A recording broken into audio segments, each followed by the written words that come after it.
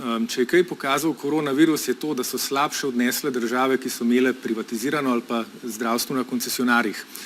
Mi smo pa edina država na svetu, kjer je bilo jasno, da slovensko zdravstvo rešuje situacijo, vi ga pa privatizirate. Vi ste omogočili zavarovalnicam, da so z denarjem, ki smo ga vsi plačevali kot dopolnilno zdravstveno zavarovanje, pa do storitev v zdravstvu sploh nismo mogli priti v časih, ko je bila korona, nismo mogli do specialistov in tako naprej.